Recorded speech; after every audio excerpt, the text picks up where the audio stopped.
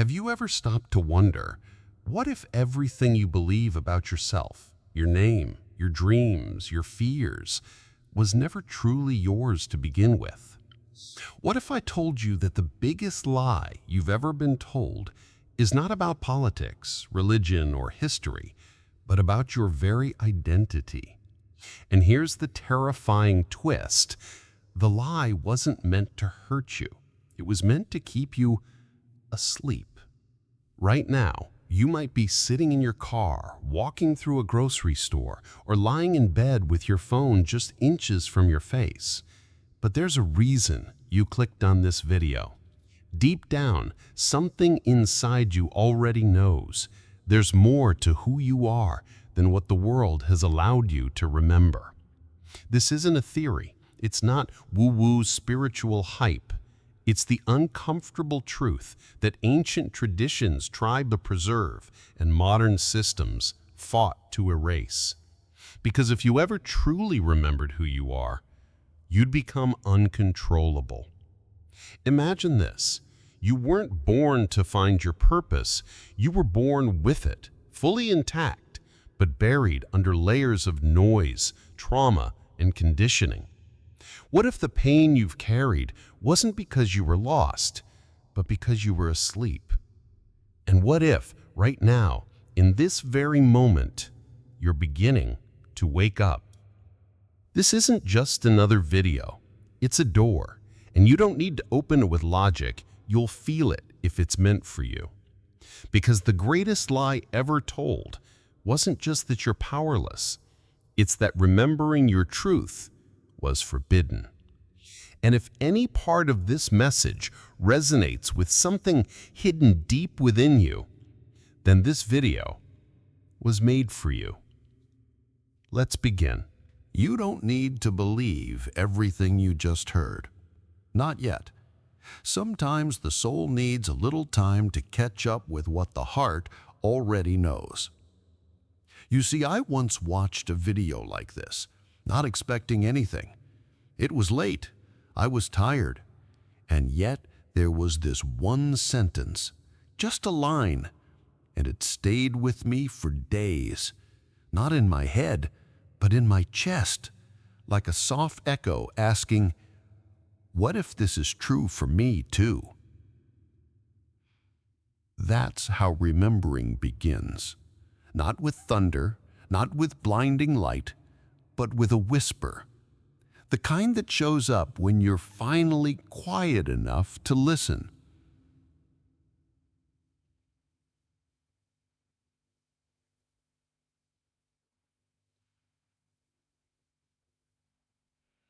So I'm not here to convince you. There's no secret code to buy, no certificate to earn. Just a journey.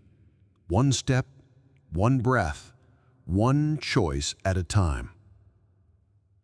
If something in you feels gently stirred, if your thoughts are unusually still right now, or if a part of you, the part you rarely talk about, just sat up a little straighter, then stay. Not for me, not even for the content, but for you.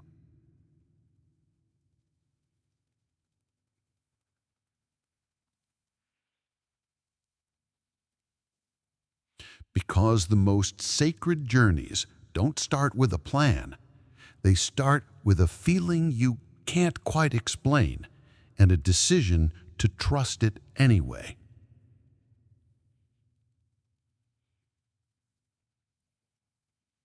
So if you're still here, thank you. That means the part of you that remembers is already listening.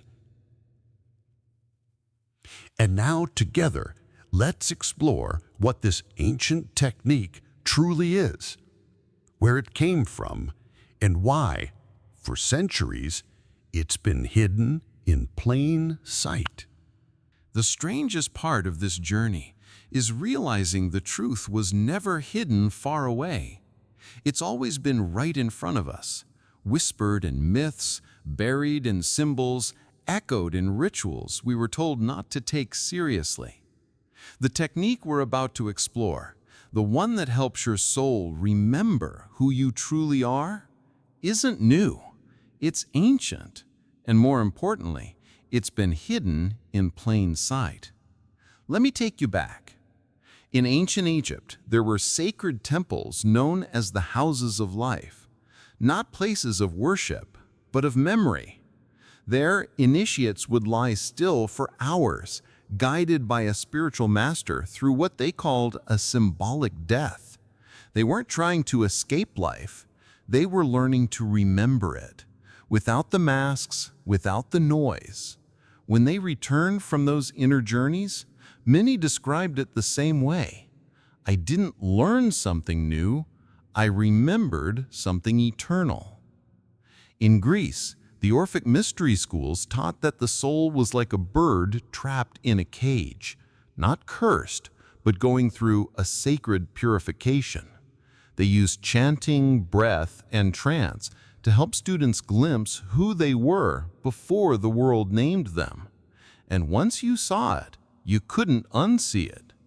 And then in India, the rishis didn't preach new philosophies. They spoke of smarana, a Sanskrit word that means to remember.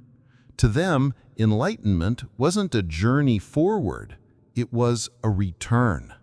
Not about gaining more, but letting go of what never belonged. And here's the lesson hidden in all of this.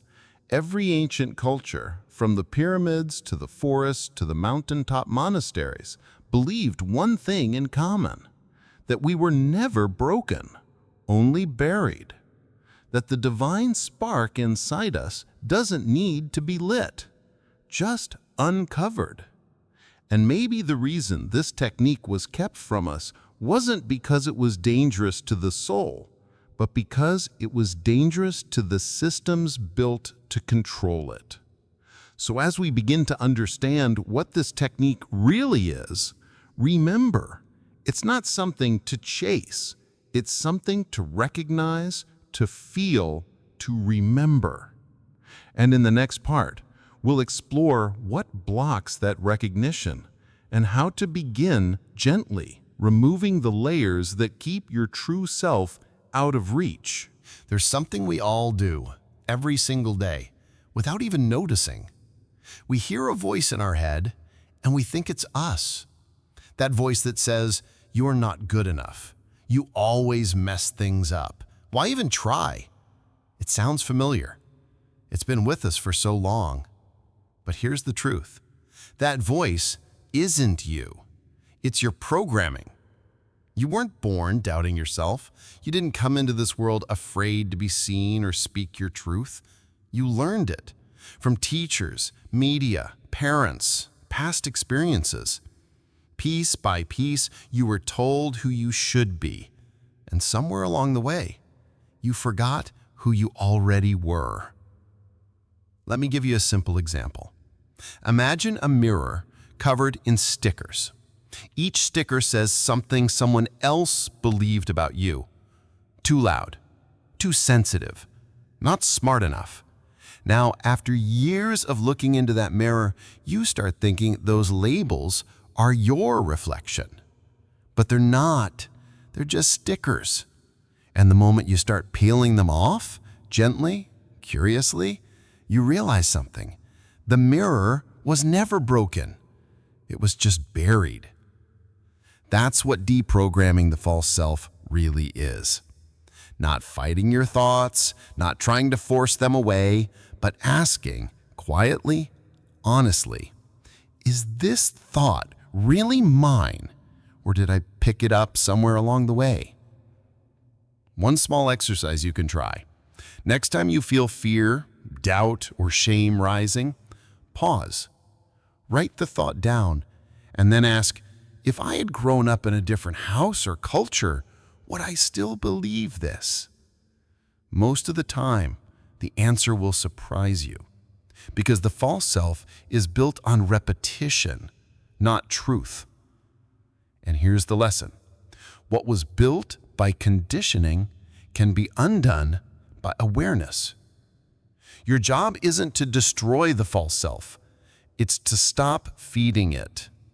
Because the moment you stop identifying with the voice, you start hearing something deeper, something quieter, something real. And in that quiet space, something ancient begins to stir. Your inner sense, the part of you that sees without eyes, feels without fear, and knows without needing proof. In the next part, we'll explore how to awaken that inner sense and what happens when you finally start listening to that voice instead. Once the noise begins to fade, something subtle starts to emerge. It's not loud, it doesn't speak in words, but it's there, like a breeze you only feel when everything else becomes still. This is your inner sense. Most of us were never taught that we even have one. We were told to think critically, speak clearly, perform visibly. But no one said, there's a quiet part of you that just knows. You've felt it before, even if you didn't recognize it. Like the moment you met someone and felt instantly at ease, or uneasy, before a single word was spoken.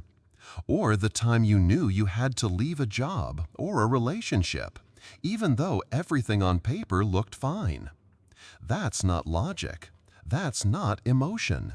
That's direct perception. It's a lost faculty. And the good news is, it's not gone, just asleep. In many ancient traditions, this sense was more important than intellect. The yogis in India practiced silence not to escape the world, but to hear the inner voice more clearly. The desert mystics fasted not for suffering, but to soften the noise of the world. And in some tribal cultures, children were taught early to feel energy, not just facts. So how do we activate this inner sense again? Not by force, but by tuning in. One of the simplest practices is mindful breathing, noticing each inhale and exhale like it's the first time. Try this. Sit still, close your eyes, and with each breath, ask silently, what am I sensing right now beneath the surface? You may see nothing, but you might feel something, a warmth, a color, an image, a knowing. That's not your imagination playing games. That's your inner sense remembering how to speak. And here's a powerful secret. What you focus on with sincerity, the soul accepts as real. That's why ancient symbols, like the lotus in the heart or the inner flame behind the eyes, aren't decorations. They're bridges, gateways. When you visualize them with devotion, you're not inventing something. You're waking it up. And the more often you enter this space, even for a minute, the more familiar it becomes. Until one day, your inner sense doesn't whisper anymore. It speaks. And what it reveals is something deeper than insight. It's recognition. But recognition needs resonance. And that brings us to the next layer of remembrance, something even more mysterious than intuition, something sacred, the hidden vibration of your soul, what ancient traditions called your true name. There's a story told in many spiritual traditions that before you were born, your soul was given a name. Not a name like James or Isabella, but a vibration, a unique frequency that belongs only to you. In Kabbalah, they say the true name of a soul is never spoken, only known deeply and silently. In Eastern teachings, it's called your nada, your sound, your resonance. And some indigenous elders speak of a moment in Vision Quest where the land itself sings your name back to you. But what does that mean for us, here, now, in this modern world? It means this: your true self isn't an idea, it's a vibration, a state of being. And when you come into alignment with it, you don't just feel better, you feel home. You've probably touched this feeling before. Maybe it was during a quiet walk at sunset when everything suddenly felt right, or in a conversation that stirred something ancient in you, and for a moment, all the noise fell away. That's resonance. It's not logic. It's not excitement. It's a deep, cellular yes. So, how do we find that again intentionally? You begin by entering the state that matches your true name. You don't call it with words, you become it. Try this. Instead of asking, "Who am I?" ask, "What does it feel like when I am most real?" Not successful, not admired, but real. Sit with that. Notice your breath. Notice your spine straighten. You might feel warmth in your chest or tears rising unexpectedly. That's not weakness. That's recognition. And here's the lesson. Your true name is not a sound. It's a state. And every time you return to that state, you strengthen your signal. Over time, this becomes less of a practice and more of a return, a remembering, not something you do, but something you live from. And yet there's something important we need to talk about now, because this return to your soul's vibration isn't always gentle. Sometimes when you remember who you are, you also remember what you've buried. In the next part, we'll explore the shadows that surface when the soul awakens, and why facing them isn't a curse, but a crucial part of becoming whole. There's a moment on the path of remembering that no one talks about enough. It's not the beginning, when you're just waking up.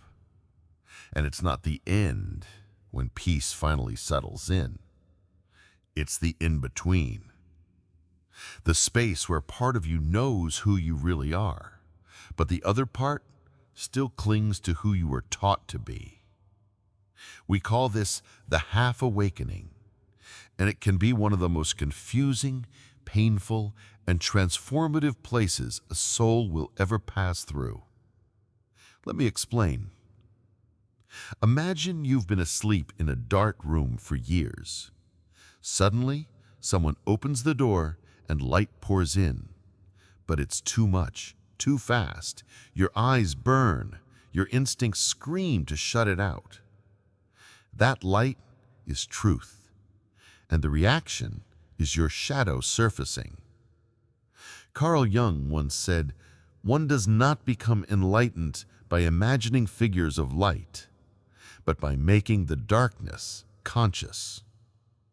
You see, the moment you remember your light, you also start to remember your wounds, the choices you regret, the things you suppressed, the parts of yourself you rejected to fit in, survive, or be loved. And if you're not ready for that, if you try to skip this step, you might fall into one of the great traps of the spiritual path, performing your awakening instead of living it. You'll speak the words of light, but still carry the fear underneath. You'll look awakened on the outside, but still avoid your truth on the inside. It's not your fault. No one taught us that healing and remembering go hand in hand. That to truly come home to yourself, you have to open the rooms you've kept locked the longest. So here's a gentle truth. Your shadow is not your enemy. It's the part of you waiting to be brought back into the light. Not judged, not fixed, just finally seen. Try this small practice. When a painful memory or emotion arises, instead of running or pushing it down, pause and say, "Welcome. I'm ready to hear you now. That simple moment of presence can begin to unravel years of inner silence, because your shadow doesn't want to sabotage you. It wants to be included in your healing. And when you allow that, something beautiful begins to happen. The light you carry becomes grounded, real, stable. You're no longer floating in inspiration. You're walking in truth. And that truth leads you to a whole new way of seeing, where you no longer react to life from fear or habit, but begin responding from a deeper center within. In the next part, we'll step into that space together, a place where the soul leads and your perception of reality begins to shift. There's a state of being that most people never realize is possible. It's not escape, it's not dissociation, and it's definitely not daydreaming. It's something much more sacred, a space where your soul leads and your ego finally steps aside. Some call it expanded awareness. Others describe it as being fully present while slightly removed, like watching yourself move through the world from a deeper place. I call it the conscious trance. And no, it's not some mystical trance like in a movie. It's more like when you're so grounded in who you really are that life becomes quieter, clearer, softer. Have you ever driven home, arrived at your door, and thought, wait, I don't even remember the last 10 minutes? That's a trance, but an unconscious one. Now imagine the opposite. Imagine sitting in a cafe, feeling the cup in your hand, hearing the exact tone of someone's laughter behind you, noticing your own thoughts rise and fall, but not being pulled by them. You're there, fully, and yet untouched. That's conscious trance. It's a shift from doing to being, from reacting to witnessing. You don't lose yourself in this state. You finally meet yourself. And the beautiful part? Anyone can access it. But it begins with small choices.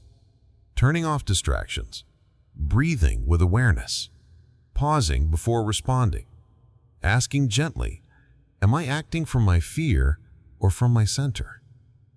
Over time, you begin to feel a quiet space open inside you, like a room in your chest that was always there, but locked behind thought, noise, and old patterns. And from that space, your life begins to shift, not dramatically, but meaningfully. Decisions become clearer, words feel more honest, even time seems to slow down. And here's the lesson. When you live from your soul's center, you don't have to try so hard. You resonate, and life starts responding in kind. You become a mirror, reflecting not just what you've learned, but who you've remembered yourself to be. But even as this awareness grows, it needs something to keep it alive. Not in the silence of a retreat, but in the middle of your ordinary life. That's where the real practice begins. In the next part, we'll explore how to turn your everyday moments, walking, eating, speaking, into sacred rituals that help you live from remembrance, no matter where you are. One of the most beautiful truths about awakening is this. You don't need to leave your life to live from your soul.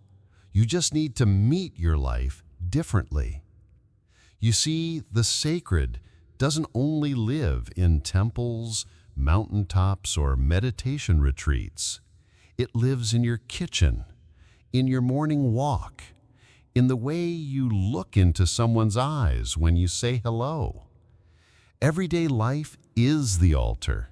You just haven't been taught how to see it that way. Let me tell you a simple story. There's a man I know, a quiet, humble gardener in Oregon. He's not on social media. He doesn't read spiritual books. But every morning he pours his tea, slowly, carefully, like it's a ceremony. He steps into his garden like he's entering a cathedral. He doesn't say he's spiritual, but everything he does whispers, I remember who I am. That's what ritual really means. Not complexity, but intention. It's taking the ordinary and offering it your full presence. Try this. Next time you eat, don't scroll your phone. Just eat, taste, be there with the food, with your breath, with your body.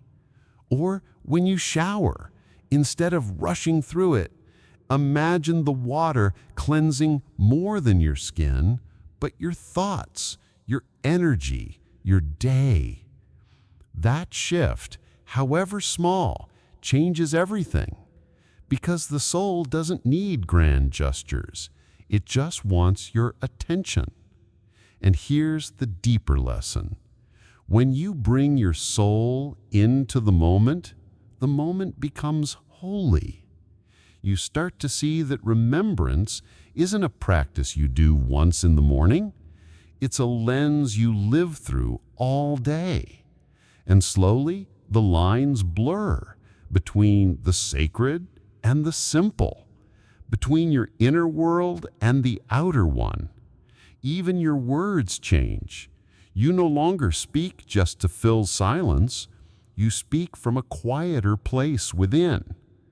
And that brings us to something we often overlook: the power of the words we choose, and how speaking from remembrance can either cloud your vibration or clarify it. In the next part, we'll explore how to speak less but more truthfully, and how every word can become an echo of who you really are. On this path of returning to who you really are, there's something we all run into, sooner or later. Not darkness, not danger, but distraction. And sometimes what delays us the most doesn't look like a problem at all.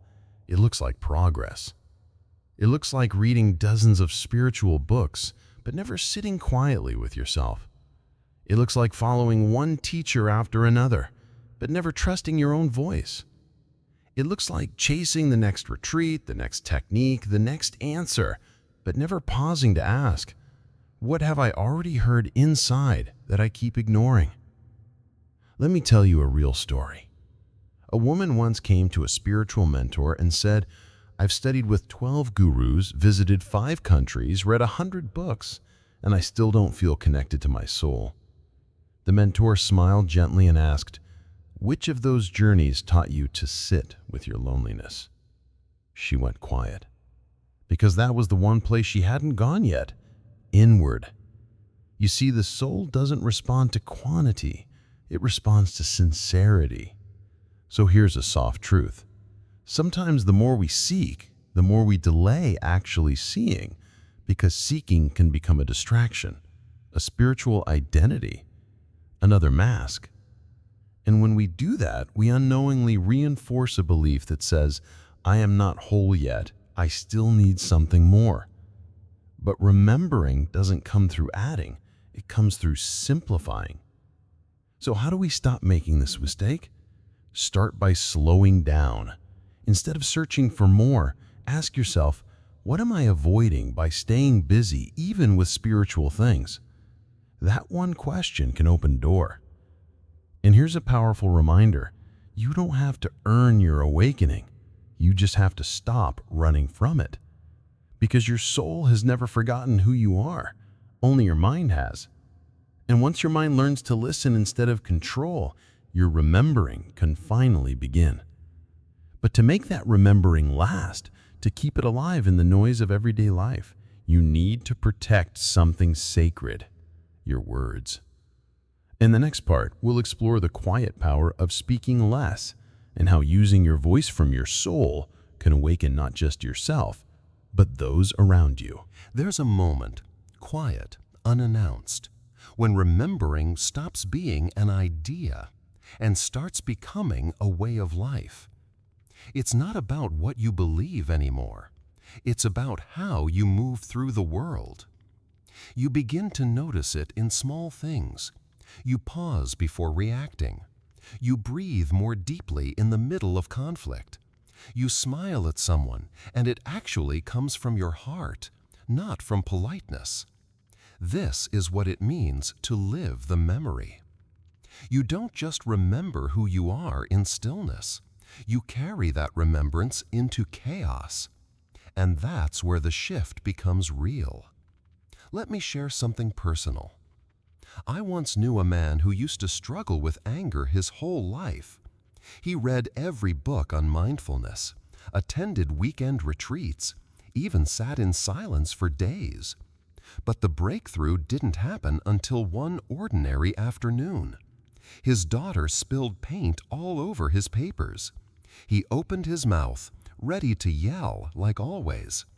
But instead, he paused. He looked at her face. He breathed. And in that pause, something else came through. Not control, not perfection, but presence. Later, he said, "In that moment, I wasn't trying to be spiritual. I was just being who I really am." That's the turning point, when awakening stops being something you do and becomes someone you are. And here's the most beautiful paradox. The more you live from your soul, the less you need to prove anything to anyone. You stop needing approval. You stop needing to be understood. You stop chasing love because you realize you are love. That doesn't mean life becomes perfect, but it does become honest. And in that honesty, there's peace. So how do you know you're living the memory? Not by how much you meditate, not by how spiritual your language sounds, but by how much more tender you've become, how open your heart stays, even when it hurts. That's what makes you the awakened one. Not glowing eyes or mystical powers, but quiet consistency, a life lived from within. And now, we've arrived at the most powerful part of this journey, because remembering who you are isn't just a personal victory. It's a spark. And when you carry that spark into the world, you ignite something in others too. In the final part, we'll explore what happens when awakened souls stop waiting for permission and begin living the quiet revolution that changes everything from the inside out. Most revolutions are loud. They come with protests, slogans, and demands. But the most powerful revolution? It begins in silence, in the quiet decision to no longer live asleep. There's no headline for it, no breaking news when a soul awakens. But if you've made it this far, something inside you has already shifted. You're no longer just seeking, you're remembering. And the world, whether it knows it or not, is already different because of it. Let me tell you a story I'll never forget. There was a woman who worked at a corporate desk job for 20 years.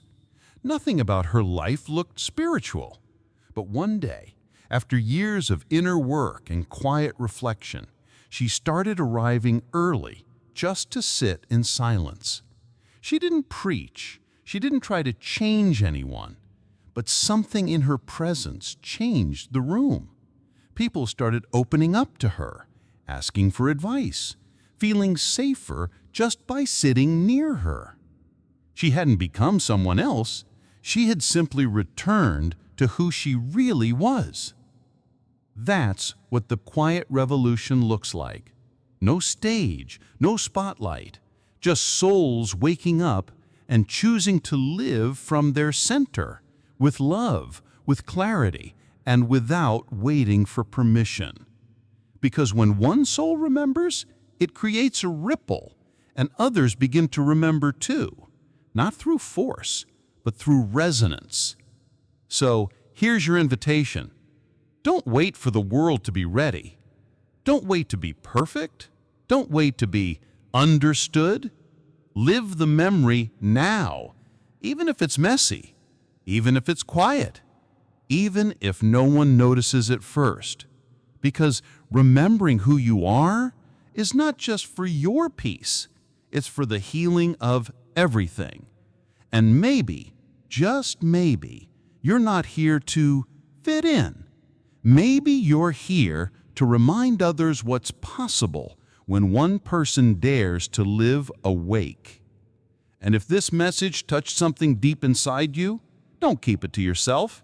Pass it on.